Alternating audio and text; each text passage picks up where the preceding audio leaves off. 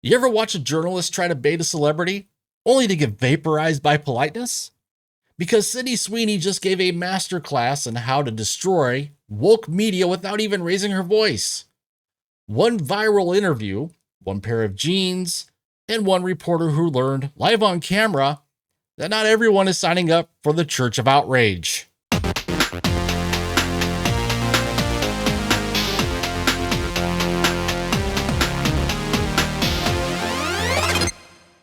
What's up, everyone? Welcome back to The Critical Nerd.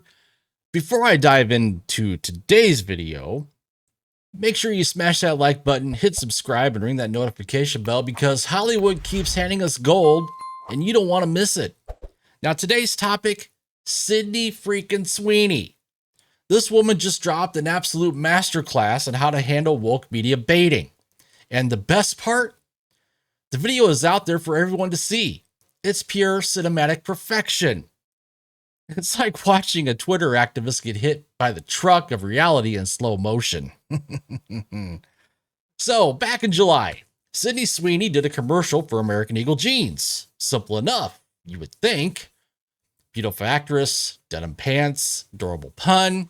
The tagline, Sydney Sweeney has great jeans. See, that's jeans with a J, but also jeans with a G. Because she's, genetically blessed and looks great in jeans. It's wordplay, the kind of thing we used to chuckle at before Twitter decided puns are hate speech. But of course, the perpetually offended brigade took one look and screamed, "White supremacy, eugenics, Nazism." That's right. They looked at a jeans commercial and saw Mein Kampf in 4K. Apparently, attractive women existing in 2025 is now a political statement. The usual suspects over on X, Twitter's edgier, angrier cousin, lost their collective minds. Blue check journalists called for boycotts. TikTok activists demanded apologies. Even a few Hollywood peers jumped in to mock her. Until someone uncovered the real scandal. Oh my gosh, she's a registered Republican. Oh, the horrors. A conservative in Hollywood. Someone call HR for democracy. Then came the moment that broke the internet. When asked about it during a Q&A, Donald Trump was told Sydney Sweeney was a registered Republican. His reaction? And I quote, "Oh, now I love her ad." Is that right? Is Sydney Sweeney? That's what Trump said. You'd be surprised at how many people are Republicans. That's what I wouldn't have known. But I'm glad you told me that.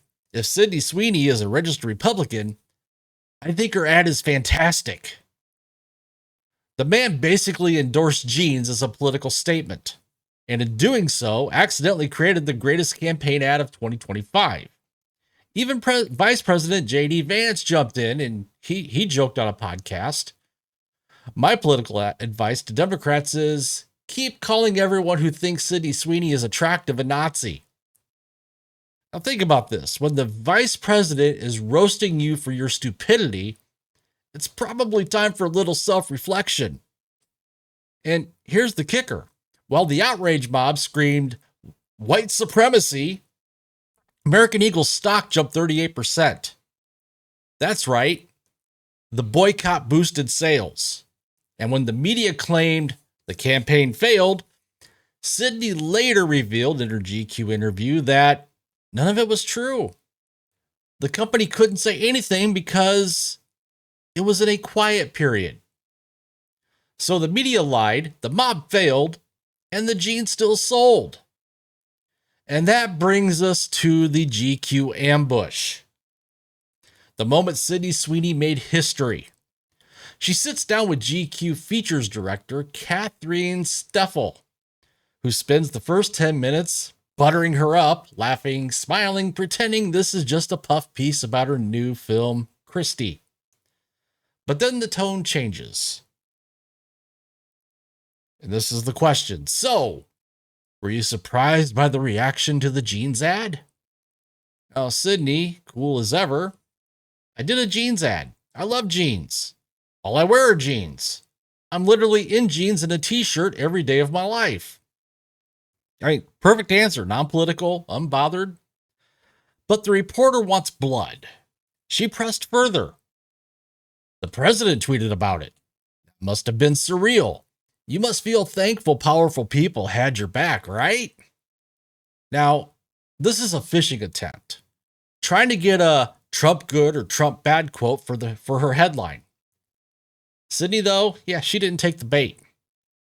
It was surreal, but I was busy filming Euphoria 16 hours a day. I didn't really think about it. You could almost hear the disappointment in the journalist's voice. Then she tries the next step.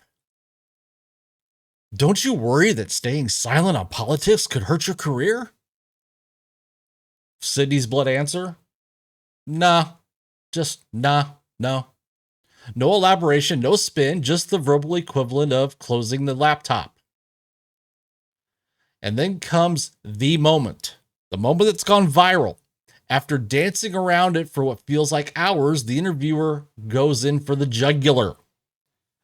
The criticism was basically that maybe, specifically in this political climate, white people shouldn't joke about genetic superiority. Would you like to respond to that? That's the journalistic version of, please denounce yourself before Twitter does. Well, Sydney, to her credit, doesn't flinch, doesn't blink. She just says this, and I quote, I think that when I have an issue I want to speak about, people will hear. And then as the reporter stammers, she smiles and says, we should talk about Cassie. That's it. Conversation over. The internet exploded. GQ's audience called her dismissive. Everyone else called her a legend, including this person here. Let's be real. This was a textbook example of how to handle woke media. Sydney refused to play her game. Because modern entertainment journalism isn't about movies anymore. It's about forcing celebrities to pass ideological purity tests. Say the right thing, hate the right people, apologize for being born, and maybe, just maybe, they'll let you promote your film. But Sydney said, nope. She told GQ earlier in the same interview, I know who I am. I know what I value. I know that I'm a kind person. I know that I love a lot. And I know that I don't let other people define who I am.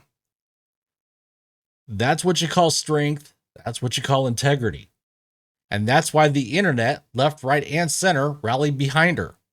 Even American Eagle CEO doubled down saying, and I quote, you can't run from fear. We stand behind what we did.